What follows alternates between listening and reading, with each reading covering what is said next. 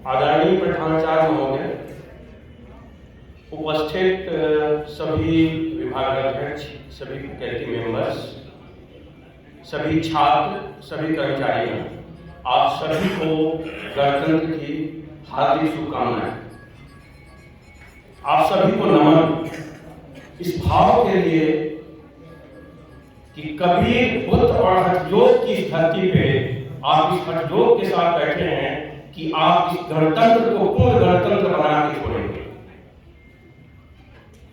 एक राजतंत्र की परंपरा से एक गणतंत्र बनने की परंपरा, एक गणतंत्र बनने की तरफ अग्रसर होना कितना दुरूह काम है,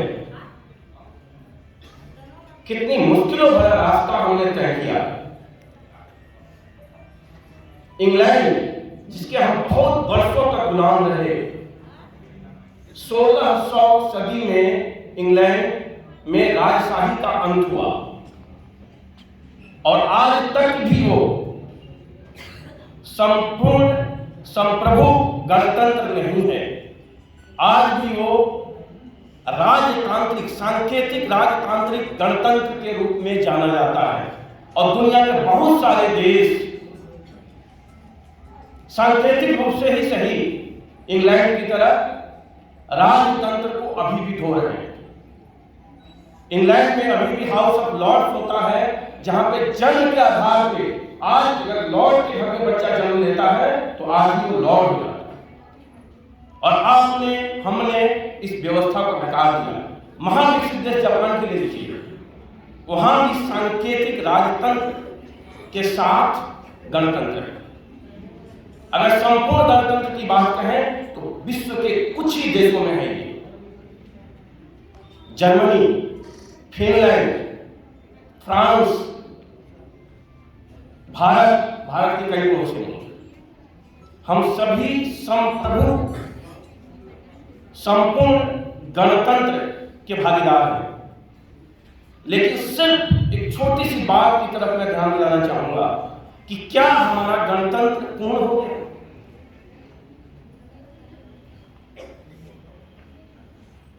संविधान सभा ने, जिसके प्रारूप समिति के अध्यक्ष डॉक्टर भीमराव अंबेडकर और एक दूसरे जो उसमें महान विद्वान थे लॉ के, डॉक्टर बीएम राव, इन दोनों लोगों का योगदान था हमारे संविधान को का प्रारूप देने में।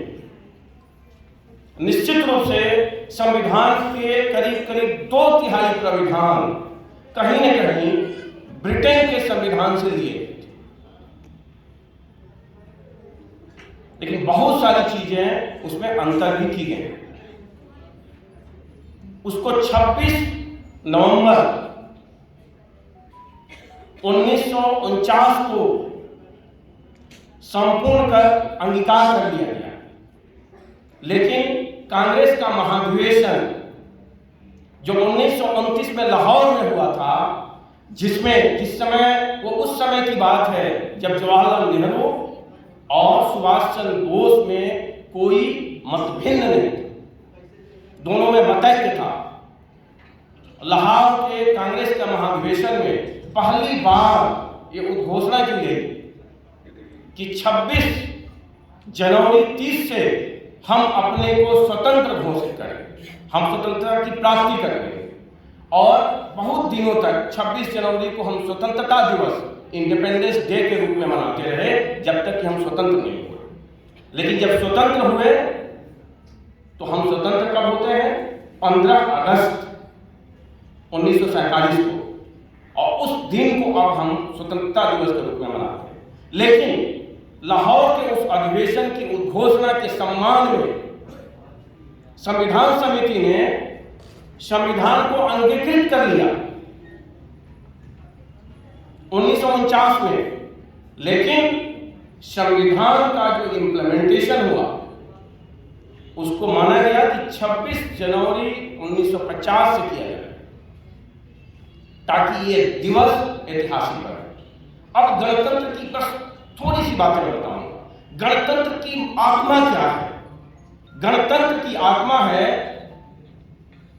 राजतंत्र के उलट जहां एक व्यक्ति जन्म से राजा होता है, राजा की संतान राजा होने के लिए बाध्य है, डेस्टिनेड है, उसको बनना ही है, चाहे उसमें वो गुण हो या उसको कुछ और भी करने का हो, नहीं कर सकता।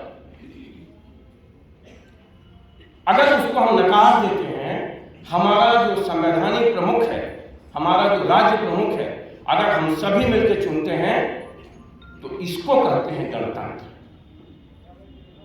जब हम अपने को मालिक समझते हैं और जिसको हम चुनते हैं उसको हम सेवक समझते हैं, इसको कहते हैं गणतंत्र।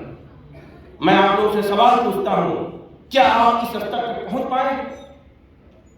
आज भी हम इस स्तर तक पहुंच पाए हैं? क्या हमारे में मालिक का भाव है?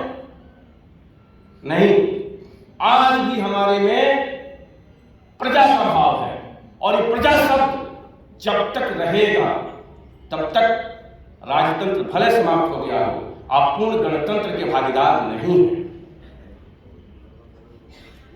आप प्रजा नहीं हैं, आप मालिक हैं।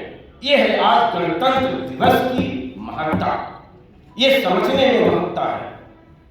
जहां पे गणतंत्र का अर्थ होता है जहां कोई प्रिविलेज क्लास नहीं। प्रिविलेज क्लास मतलब कुछ वर्ग को एक विशेष अधिकार दिया जाए। क्या हम पूर्ण रूप से गणतंत्र के भागीदार हो पाए? क्या आज हमारे यहां कोई प्रिविलेज क्लास नहीं है?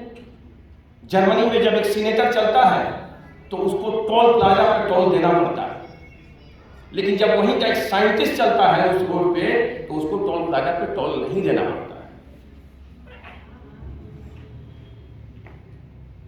तो क्या हमने एक अपने भीतर प्रिविलेज क्लास तैयार नहीं कर दिया? कर दिया। क्या वंश की सत्ता समाप्त हो गई है पूर्ण रूप से? 31 राज्य हैं, 3 केंद्र शासित, 28 राज्य, संपूर्ण राज्य। सबके मुख्यमंत्रियों को देखिए, सोचिए कि क्या वो मुख्यमंत्री किसी न किसी खानदान से नहीं आते? क्या आज भी जुडिशियरी के सर्वोच्च पदों पे 250 खानदानों का वर्चस्व नहीं है? महिलाओं की आबादी 50% है। क्या उसकी आबादी के हिसाब से जुडिशियरी में मात्र महिलाओं का रिप्रेजेंटेशन 2%? लोकसभा में, राज्यसभा में, हर जगह आप देख सकते हैं। क्या अभी भी हम महिलाओं को वो सम्मान दे पाए हैं? नहीं दे पाए। गणतंत्र निश्चित रूप से स्वतंत्रता की प्राप्ति के लिए दिए गए रक्तिम बलिदानों का एक नमन है, लेकिन उसके साथ ही इस बात की शपथ लेने का भी वक्त है कि हम सत्य रूप में गणतंत्र को प्राप्त करेंगे, आत्मसात करेंगे और इस राष्ट्र को इस हेतु अपने को अर्पित करने के लिए हमेशा तत्पर रहेंगे। जय हिंद, जय भारत।